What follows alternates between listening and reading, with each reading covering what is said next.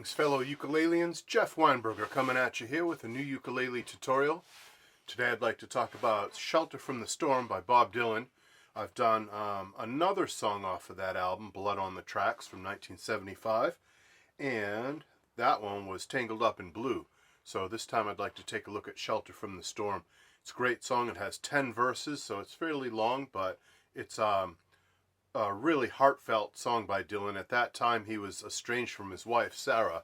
They're having problems in their marriage, and that whole album, Blood on the Tracks, is basically about that. And so it's a very personal and very different. He's not talking about war, and he's not talking about the state of the world or religion or some of his other common topics in his songs. This was a very personal kind of album, and so isn't this song. So let's get right into it. Dylan, on his guitar, he actually tuned his guitar to a D tuning, a D chord with D's, A's, and F sharps. Then he capoed at the 2nd fret, and that's how he actually performed it when he recorded this song. And then he's done various live versions in different tunings, and different keys, and different styles, as he tends to do. He never does the same. He never does a song the same way twice. He's always mixing it up. But to take that information from the guitar and then transfer it over to the ukulele, my solution is to take it out of its original key of E, which is what you get when you tune a guitar to a D chord and capo at the 2nd fret. You, in effect, are playing in the key of E. I put it in F, and that makes it very ukulele friendly. So you can play it with as few as 3 chords. I mixed it up a little bit. I like to imitate his guitar voicings a little bit, so I might have thrown in more than just 3 chords. But if you wanted the most basic version, you would do F, you would do C, you would do B flat, which we've talked about in many videos. A lot of ukulele players have trouble with B flat, but it is a chord eventually you'll have to conquer or find easier alternatives for. And then back to F. So 3 chords and you're in. That's all you need to play this song. He does do slightly more complex things on the guitar than just those 3 major chords. There's some minor chords with alternate bass notes and etc. Here's my way around that. If you want, instead of C, you could do A minor. And that sounds nice. A minor and C are so closely related. A minor is the relative minor of C. And they just share a lot of notes in common. Out of the 3 notes in the chord, they have 2 of them in common. And so that's why they're interchangeable like that. For more on music theory, if you're interested in music theory, let me know. I make videos, exclusively about music theory, which you can see on my older channel. But also, I'm willing to get in more depth if there are players out there that are looking for more music theory and feel like they want me to cover some topics. I'm glad to do that. Just let me know. Leave a comment in the comment section below. Email me. Just let me know if you're into chord theory and learning some of these basics that explain some of the phenomena we see in even as simple a song as this one.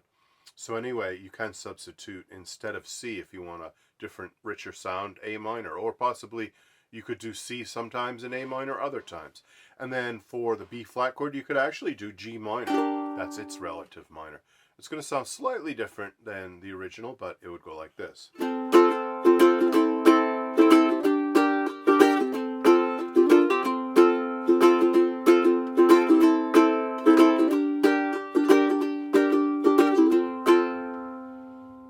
So you can swap out A minor for C and G minor for B flat, and you get a pretty decent version. Another thing I did, this is my own custom thing. This has nothing to do with Bob Dylan or anyone else's interpretation or cover of the song, which there are many. You will see on the internet many conflicting versions of what Dylan actually did, and that's okay. We all, it's all subject to interpretation. And there's a lot of things on YouTube teaching you how to play songs, this one included, but I'm trying to give you as accurate information as I can. So the way that I like to customize it for myself, for my own amusement, is I add to my F chord, I add the pinky on the note C, the A string 3rd fret, which I call the pinky F chord. But you can call it what you like. You're just adding one note, you're changing an open string to a fretted note. That brightens it up a little bit. And then when I go to my A minor chord, I simply lift my first finger. That's a smooth F to A minor chord change right there, because so few notes are moving. And the one note that is moving is only moving by a half step, so that makes for smooth voice leading or chord motion. Then I leave my pinky where it is on that C note and form my B flat chord, which now is a B flat add 9 when you add the 9th note of the scale. More music theory for you. And I always threaten, oh yeah, someday later I'll explain music theory, or if you want me to, I will. But I promise that at some point there will be a long series of videos on music theory. I've made plenty in the past about the 2-5-1 progression and the 1-6-2-5 and lots of things, but I'll get back into theory pretty soon. I feel an urge to teach a little more music theory, so look forward to that. Yeah, so anyway, we would call that chord B flat add 9. Take it for what it's worth. It's a sound. You can call it, all kinds of fancy names or simple names, but we all know that sound. It's a beautiful sound. So here it is with the pinky added to all 3 of these chords. Is what it would be like.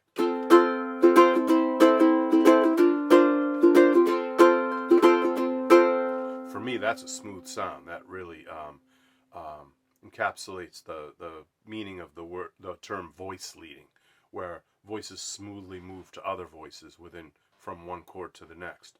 So again,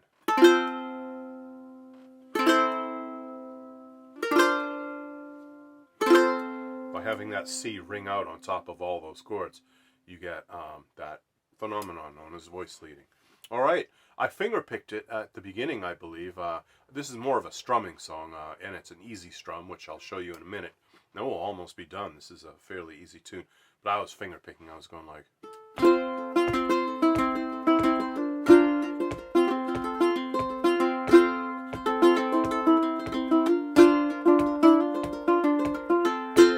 or something along those lines. There's so many patterns that would work. I most likely was doing some other pattern, but there's probably at least half a dozen patterns that would work for this song. So again, contact me if you are interested in finger picking and fingerstyle ukulele. I'll tab out, I'll just scribble it out and tab it out for you if you need the finger picking pattern that I did. All right, strums. You're all waiting patiently for the strum of this song. It's real simple. It's down, down, down, up, down, up, down, down, down, up, down, up. Down, down, down, up, down, up.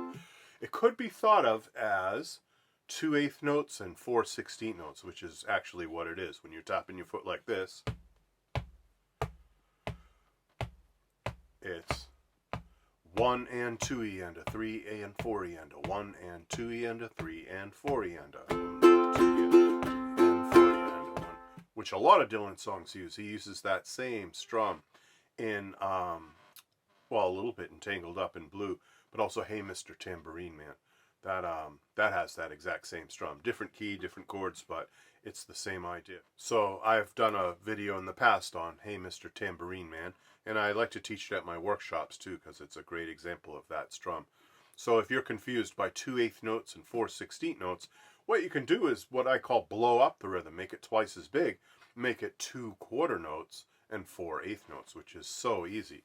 It's just 1, 2, 3, and 4, and. Dylan goes twice as fast as that, but you can slow it down in your mind and think of it as down, down, down, up, 1, 2, 3, and 4, and. That's incredibly easy. So I'll play one time through the verse with that strum that I just described.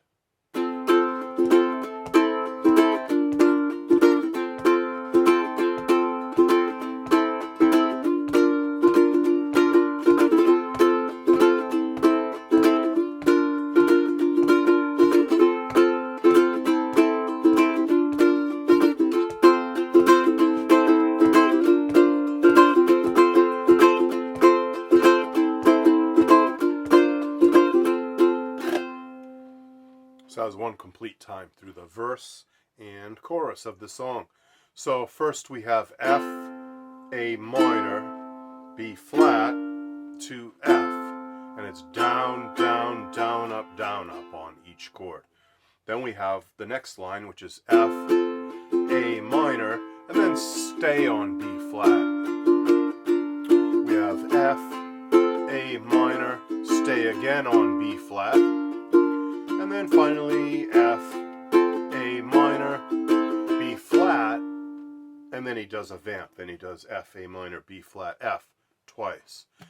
So one weird quirky thing about Dylan is he oftentimes drops a bar or sometimes drops a beat. He has some weird quirks in his music, which apparently, if you're a musician in his band or recording with him, you really got to watch him closely because you're not always sure what he's going to do. It's sometimes unpredictable and unorthodox. But in this case, he does the fourth time of the verse. Instead of 4 chords, he only does 3 chords. He cuts one off and kind of elides that into the vamp at the end, the thing that buffers each verse, the kind of instrumental in between each verse. So be careful of that it goes F, A minor, B flat, F, F, A minor, B flat, B flat, F, A minor, B flat, B flat, but then just F, A minor, B flat, cut it off right there, and then start the vamp. So a 3-bar line at the end of every verse. Very Dylan-esque. Alright, so let's play through it once, now that I've described roughly what one time through is, and he does this 10 times. So let's try playing through this. We'll do one time through, and there are 10 verses altogether. There's harmonica solo also. There's the intro. I neglected to mention the intro. It's just the F chord 8 times. 8 down, down, down, up, down, ups. 3, 4, 5, 6, 7, 8. And you start singing right there. So here we go into the verse. Let's do it together. 1, 2, 3, 4. One toil of blood, when that race was a virtue, the road was full of mud.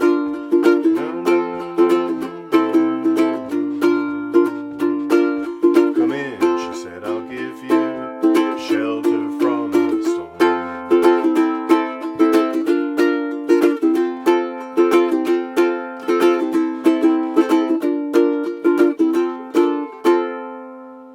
And there you have it, one time through. So a great place. You can hear this song, which is it's a very poignant scene. But anyway, there's a movie called St. Vincent that Bill Murray starred in. He doesn't exactly play a hero. He's kind of an anti-hero, but turns into a hero. And at the end of the movie, while they're rolling the credits, they show Bill Murray with a Walkman on. Way back in the olden days, they had these things called Walkman. You'll see it if you watch that scene. I'll put a link down below to a YouTube clip of that so you can see it. And he's sitting in his lawn chair and watering his lawn, although he doesn't have a lawn. It's just all dirt. But it's a really funny scene, and he's singing along with this song, out of tune and out of time, and sort of drunk in the end credits of the movie. So that's a really cool way to experience this song if you haven't seen that movie, St. Vincent, already. Alright, ukulele people, hope you enjoyed this.